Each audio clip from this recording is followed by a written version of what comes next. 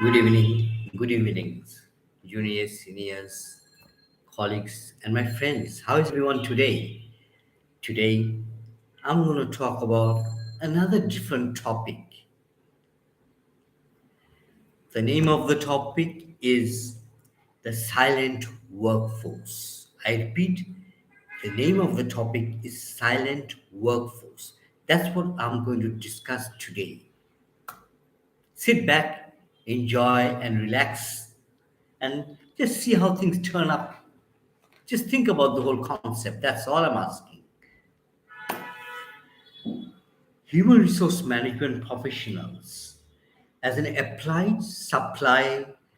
applied support business discipline is responsible for the people management to contribute to the effectiveness of an enterprise. And in my recent thinkings, I think we are also responsible for social change through people. That's from my perspective. Here, again, I have to say human resource management practitioners are an applied business discipline responsible for people management to contribute to the effectiveness of an enterprise. There's no doubt. And also, I think we are also responsible for the social change. That's my perspective, that's my opinion. We as HRM professionals have a role to play in society. I believe that. We have a role to play within the organization. At the same time, we have a role to play in the society at large.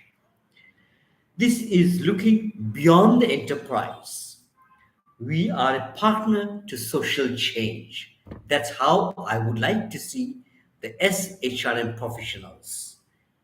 I would like to see my brothers, sisters in the same occupation as a partner to the social change.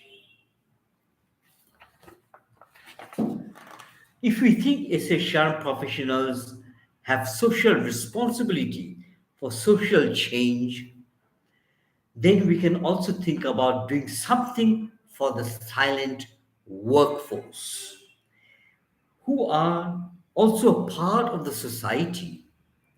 And I strongly believe on what I say. I have been there many, many times. I've been a part of the silent workforce for many, many years, many times in my career. I know how it feels. Now it is about time, I feel, to do something for the silent workforce along with my brothers and sisters in the same occupation. After all, we know a little more than others about human resource management, about people management. That's how I think. I might be wrong, but I think I'm correct. We know a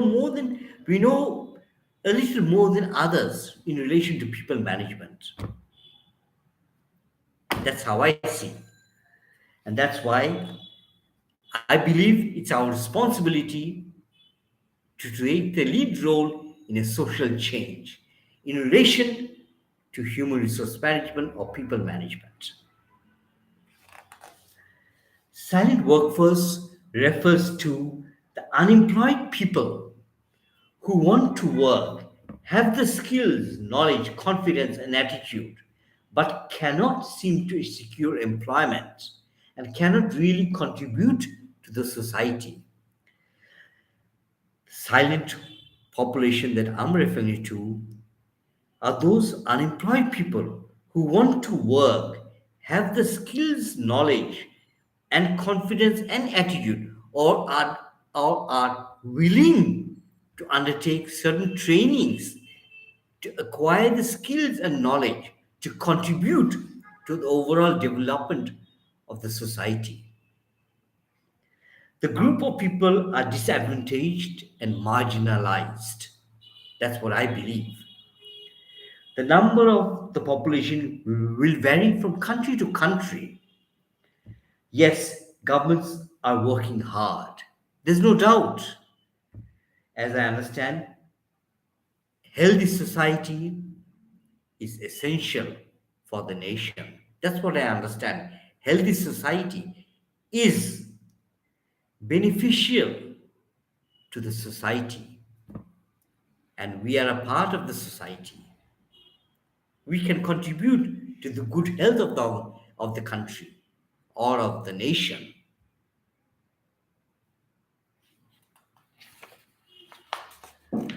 There are two types of workforce, according to me: active workforce, and also also according to the according to certain researchers, active workforce and the silent or inactive workforce. The workforce can be divided into two parts: active workforce, and on the other hand, inactive workforce or the silent workforce. The active workforce here, people are in employment or self employed or are doing something to get into employment. On the other hand, the silent and inactive workforce are not in employment, are not self employed, they're just inactive and wanting to do something, but they can't. They're not given the opportunity to some extent. Workforce is the population who are in employment or ready for employment or are in self employment. I have divided the workforce into two parts: active and silent. Both types are definitely a part of the society. The silent workforce includes job seekers who want a job, who want to contribute to the organization, to the society, to the nation. The idea is that the silent workforce is ready to be engaged, given the opportunity from the age of 16, as long as the person is capable to work and consents to work. Remember, is ready to be engaged.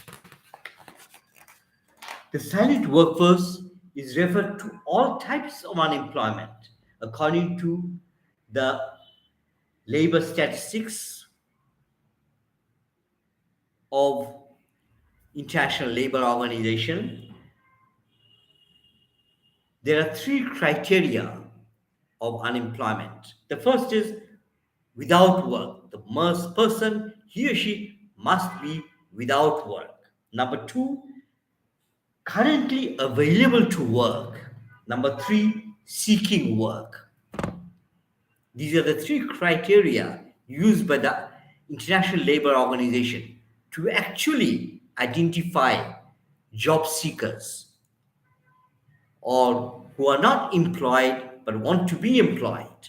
So, what are the criteria? He or she is without work. Simple as that. Currently available to work. Third is seeking work. These are the three criteria of the World Bank to establish an identity that the person is unemployed. And according to me, is not only unemployed, the person is silent. The ILO divides the employment into economically active.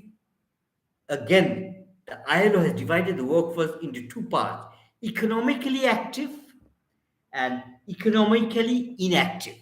I repeat, according to the International Labor Organization, workforce can be divided into two parts: e- economically active.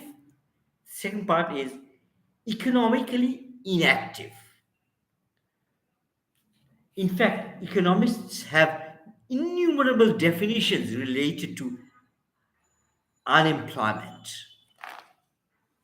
From the SHRM perspective, the psychological impact of the wasted human resources. I repeat, I believe unemployed people or the silent workforce have the capability but are wasted, not due to their fault, but due to the system. It has their unemployment has a domino effect on the society. Their unemployment has a domino effect on the society. That's what I believe. Misused human capital.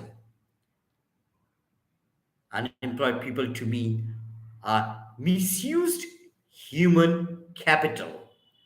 Unemployment can have a negative impact on the family, decreased purchasing capability to buy the basics.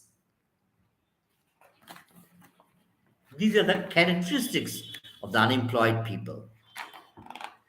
Types of silent workforce. Now, the silent workforce have different types. Number one type is frictional. This means the economy is growing and is dynamic. This means the demand and supply of labor are matching each other, more or less creating old industries to fade away. Gradually, new industries are coming to the market, which means people need to retrain or to move places. That's called frictional silent workforce. On the other hand, structural unemployment or structural silent workforce is where surplus resources in is in compared to physical capital of the country, the leading to the silent workforce. Here there are too many people and not enough economic movement to the work, absorb the job seekers into the market. Many developing countries are facing this set of problems, which is so many people want to work, but the economy seems to be incapable to absorb the workforce into the market. This is called structural unemployment, and we notice this in developing countries and third world countries. Most developing countries are facing this sort of problem, that there is enough people around, but the economy is not really capable to absorb the workforce or the silent workforce. This is quite visible in third world countries. Or I wouldn't like to use third world countries, in countries which are emerging, taking things positively and emerging gradually. Technologically silent workforce, where technology is moving fast enough and not enough trained people to deal with the changes. Training is the answer. Disguised, disguised silent workforce here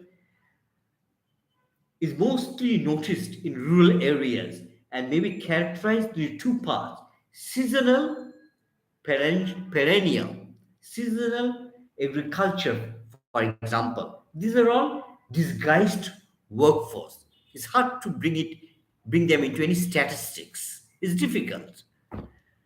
They do agricultural activities. This is what is called seasonal. At the same time, perennial has no desire to work. What can I do? Of course, the person has tried, and I believe he or she has tried. We can divide the total population by the people in employment and find out how many people are unemployed. But it is not that straightforward. There are people whose status is not known. I will use the term silent population to refer to unemployment. According to research by ILO, relative to 2019, the total unemployment fell by 114 million as a result of the workforce becoming unemployed or dropping out of the labor force. But keeping the figures away, let's keep away the figures. Let's, for the time being, concentrate and trying to understand the workforce, the features of the workforce. The impact of the workforce is on, it can be, the impact can be on family, society, and economic value. Much research has taken place on unemployment. Research is mostly on facts and figures, but very few researchers have really focused on how the unemployed people feel from their perspective.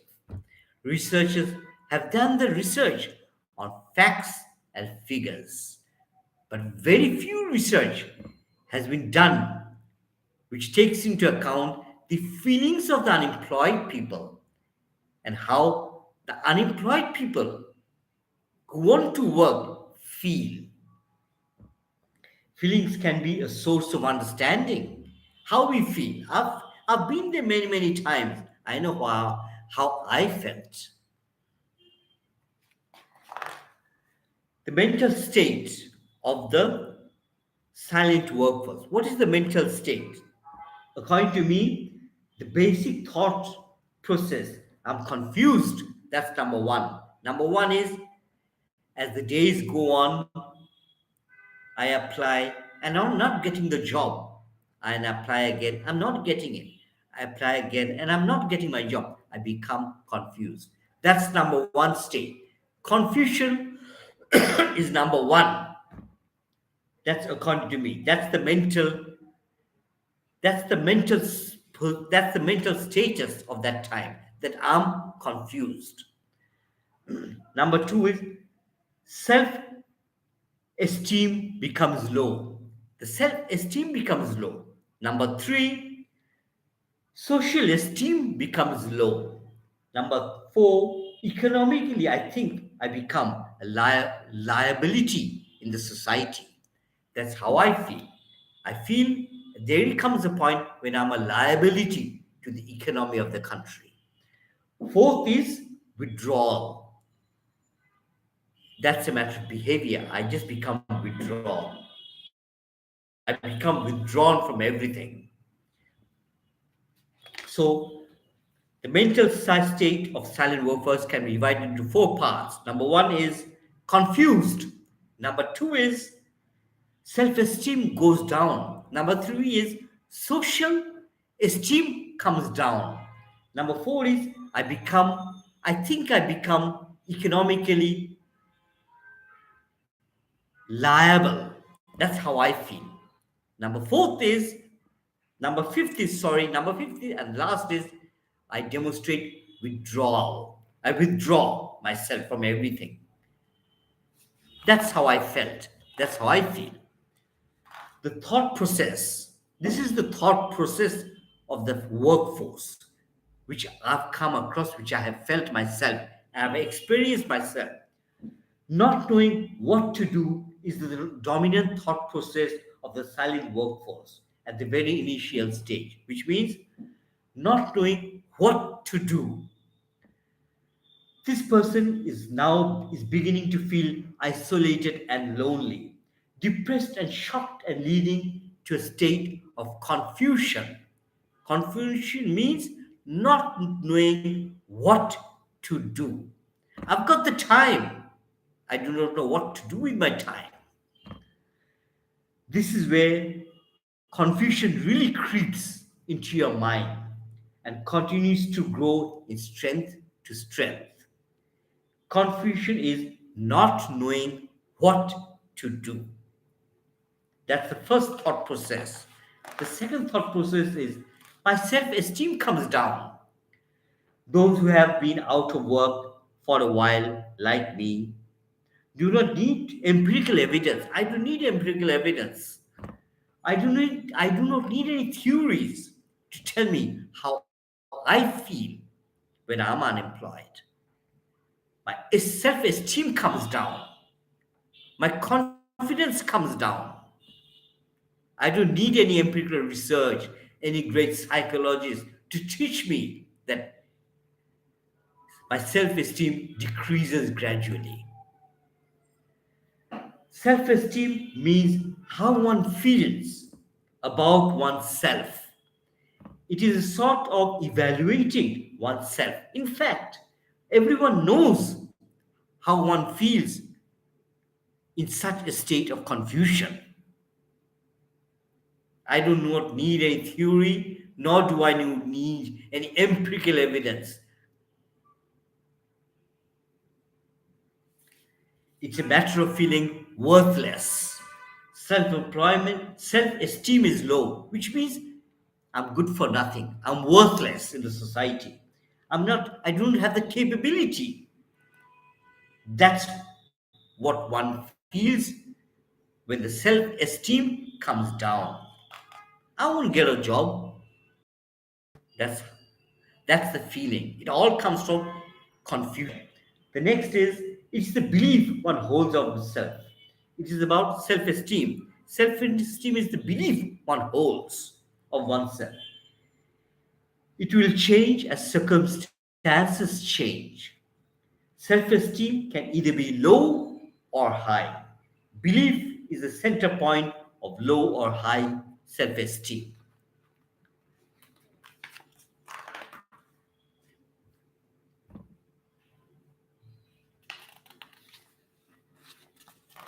I've been self-employed so many times. I've been out of work for many times, and I felt a useful tool to preoccupy my thoughts. That was reading. I read a lot, wrote a lot. That suited me well. Early in the morning, I started to read, and also I started to write. That's how I felt, and that occupied my mind. I was well focused on my writing skills, and also I started lecturing on different topics. But first of all, I had to acquire the skills while I was unemployed. I did a lot of research, I did a lot of reading, and a lot of writing.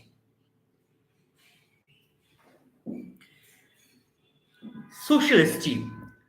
This means that I do not belong to to the society. The society seems to have abandoned me, but we can have a role in the social development. That's what I feel.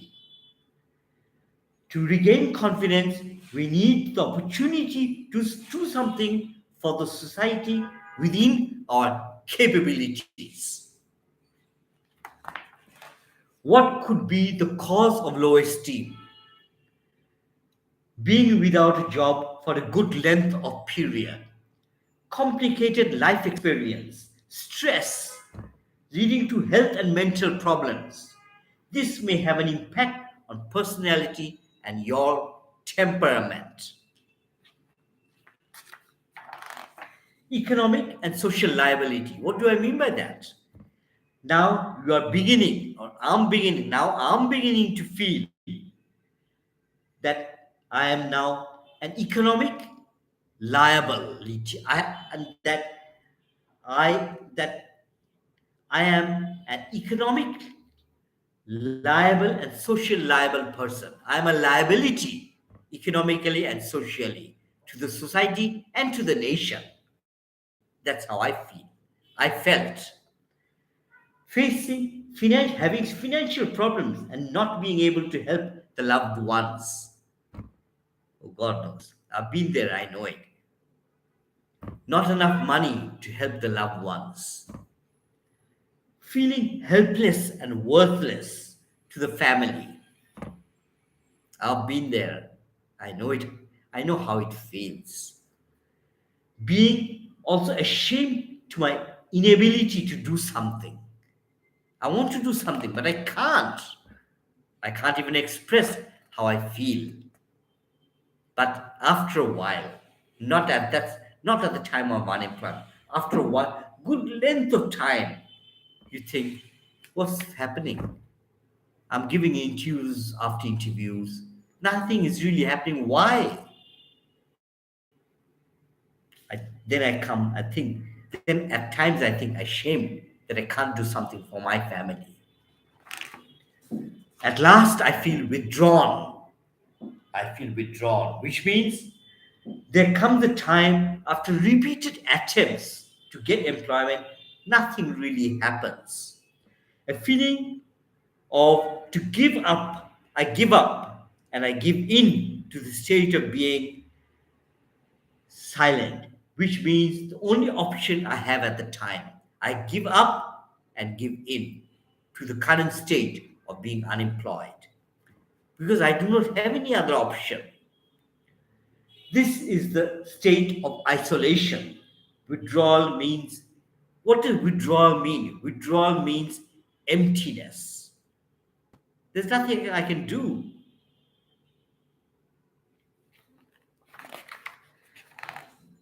We need to do something, but we as professionals need to do something and just not be an innocent bystander.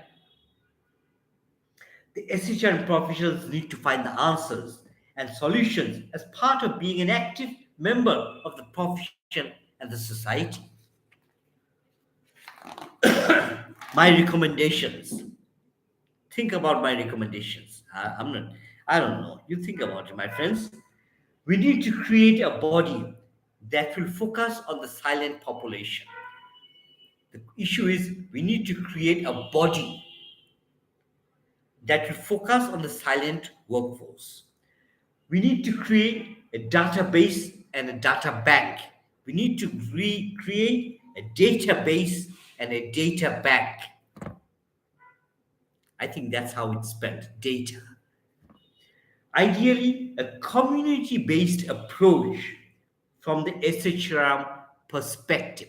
Community based approach. Focusing on the needs of the community in terms of demand and supply of labor and work. I've come down to community. Arranging training and learning according to the needs of the community. We'll have to work on finding funding for the project. It's very important. We must have the funding. We'll have to search for funding. Under all our schemes, whoever is under our scheme will be paid. Encourage community entrepreneurs to come forward. We must have an active partner with the community entrepreneurs. Undertake some research into the local surplus products and can be transported to other regions in exchange of what is required at the regional level. This is something important. Do some research into the local surplus products that can be transported to other regions in exchange of what is required at the regional level. Maybe we will have enough. Maybe we will have to engage an economist, a qualified counselor, if possible, who will work for that specific body. We must support the entrepreneurial activities. Carefully selected and trained community officers will have to be engaged, and ideally coming from a social research background, who will work for us. Gather labor intelligence. This means gathering information related to skills and skills gap and work of the local area. Dialogue with dialogue and consultation with the local entrepreneurs. Community-based approach is my recommendation, coming under one umbrella.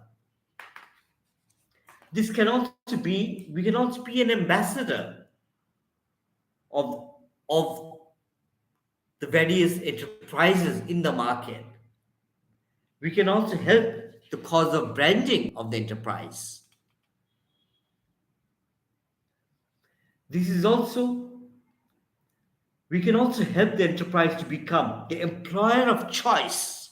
And remember, what can we do for the company? We can be an ambassador of the company. We can help the cause of branding for that company. We can also help the enterprise to become the employer of choice. If this is the aspiration of the top management of the enterprise, confidence building initiatives. We can take also confidence building initiatives. The above lists are not of any sort of sequence. All the points that I mentioned are of significance, but they are not properly sequenced.